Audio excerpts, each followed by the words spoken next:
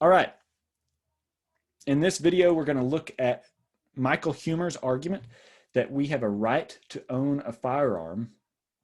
It is not overridden by other considerations. So he thinks, at least in America today, you are violating someone's rights if you put certain kinds of restrictions on owning a firearm, much less make it illegal to own such a firearm. Okay, let me share my screen so we can get to our PowerPoint. Okay, so here's the core argument.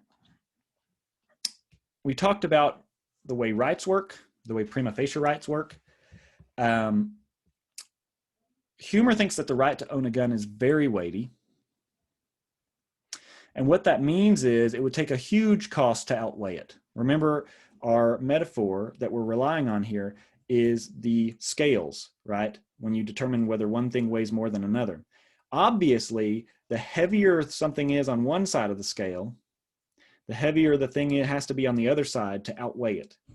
So because the right to own a gun is so weighty, it would take a huge cost to outweigh it. You'd have to show that it does such horrible stuff to let people own guns in order to outweigh that prima facie right to own a gun. And finally, he thinks that there is no such huge cost. In fact, he ends up arguing that it's actually a net benefit to society to let people own guns, but he doesn't have to argue that in order to get his conclusion, which is we have to let people own guns. All he needs to argue, because of points 1 and 2, is that there's not a huge cost to allowing gun ownership. So if you grant him 1 and 2, it's really hard to deny his conclusion, because it would be, I think it'd be a big task to try to argue that there is a huge cost to allowing gun ownership. So the argument for 3 is just going to depend on empirical stuff, and Huemer talks about that. So given that I have to be selectively focused here in terms of time management, I'm going to skip over that. That's more sociology and not so much philosophy. We're going to grant him, for the sake of argument, that there's not a huge cost to gun ownership. And we're going to focus on the ethical claims within this paper. So let's focus on the argument that is that the right to own a gun is very weighty. It's a very important right. Okay. So let's look at an example. The example is a murderer breaks into victim's house. We're just giving these people these names so that it's clear. Murderer breaks into victim's house and goes to kill victim. Accomplice holds victim down while murderer kills victim. Sorry to give the sort of gruesome example, but here's the question. What, if anything, has accomplice done wrong? Seems, again, we're not here in real time, but it seems to me, I think it seems to most people, that accomplice has done something wrong, for sure, something very, very wrong. They should go to jail for a long time. Maybe not quite as long as murderer, but that's even a hard argument to see. They probably should be punished about equally. If you want to draw a distinction there, it's going to be a very slight distinction between murderer and accomplice in terms of the badness of what they did. Okay, so that seems very hard to deny. Here's another one. Murderer breaks into victim's house and goes to kill victim. Victim has a gun beside his bed, but accomplice takes it and runs away, and murderer kills victim. So here's the question again. What, if anything, has accomplice done wrong? Well, it seems to me, again, that accomplice has done something deeply wrong. Now, I don't want to necessarily argue that accomplice in this case has done something as bad as he did in the past case of holding down. It might be that taking the gun away is not quite as bad as holding someone down in order to abet a murdering or a murder. But it still seems really bad, right, to remove someone's means of self-defense in order that they might be killed. Or maybe the better way to put it is to remove someone's means of self-defense knowing that they will be killed as a result. That seems really bad. And now maybe some of y'all are seeing where the argument is going and you're in favor of gun control, and so you're trying to resist here. I don't think this is the point at which to resist. I think we should all admit that in this case, accomplice does something really bad. But Huemer thinks that this case is really closely analogous to a ban, a political ban, a legal ban on all guns. And for that reason, a ban would be a serious violation of a very important right, a right to self-defense. So we do have a right to self-defense. I don't think many people would deny that. That's the more fundamental right. We didn't specify this. When Huemer says the right to own a gun is derivative, he means it's derivative of the right to self-defense. You can imagine, for example, situations where you have the right to self-defense, but you don't need a gun to do that, right? If you're, let me just make it utterly obvious here. If you're in a society like this, a Stone Age society, you probably don't have a right to own a gun, even though you do have the right to defend yourself, especially if you're one of the biggest people in this society, and so you stand a fair chance against an attacker. Of course, you probably still don't stand a fair chance against multiple attackers, but point being, for at least the smallest reason,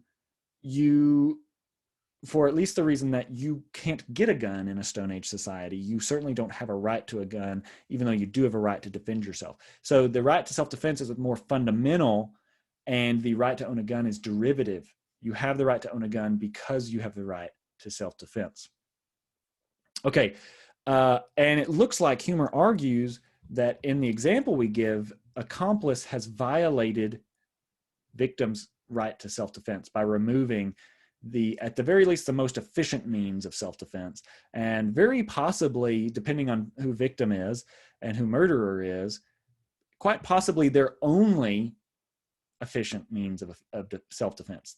Quite possibly they don't stand a chance without that gun. And you can certainly imagine cases like that. For example, if murderer has a gun, I don't care who you are, you don't stand a chance without a gun. You don't have to stand a reasonable chance unless murderer is an idiot.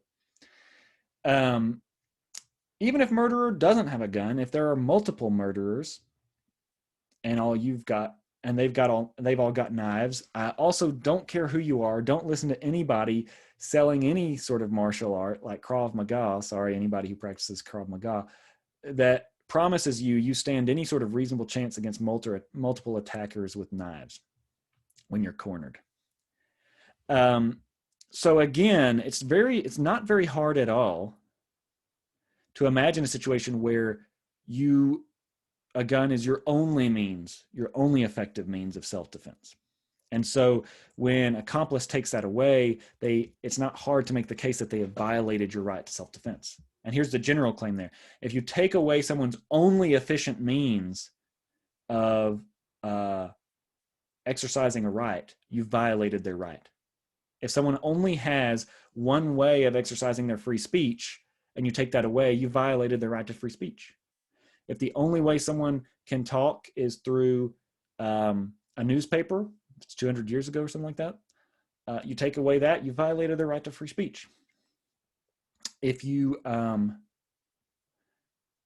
only way, again, maybe this is not true anymore, but certainly in the past, the only way to exercise your religion is by going to a brick and mortar church and you tell someone you can't go to church anymore, you have violated their right to freedom of religion. That's the only way that they could have exercised that right. And so when accomplice takes away the only way of exercising the right to self-defense of victim, accomplice has violated victim's right to self-defense. Now, the question is, does the government do the same thing when they institute a legal ban on guns? And Huemer thinks they do. He thinks there's no relevant difference between them banning guns and accomplice taking victim's gun away as murderer is going to kill victim, because in both cases, there's someone taking away the only efficient means of self-defense of someone who will be killed.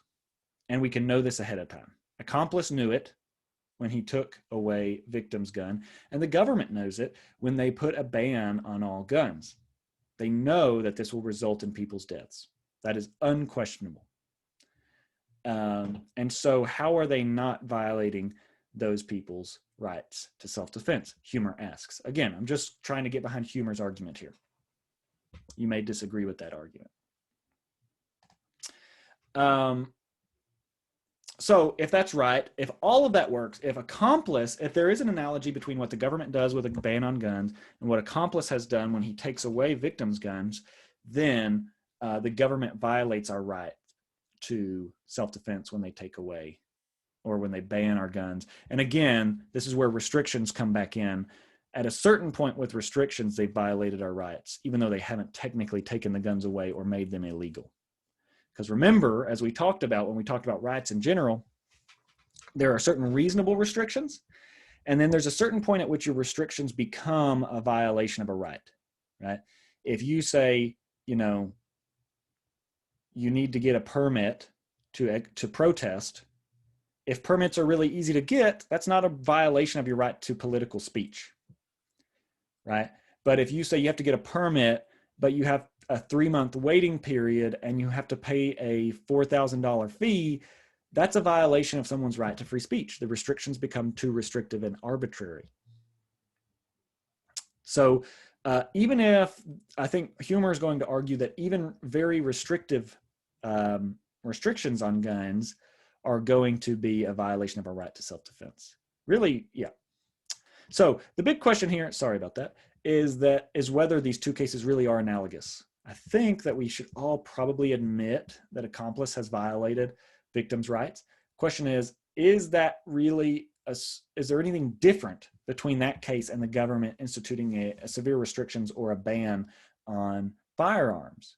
So I leave that to y'all to think about whether you think there's a big difference, a really important difference between these two cases. And that's where we'll stop this week.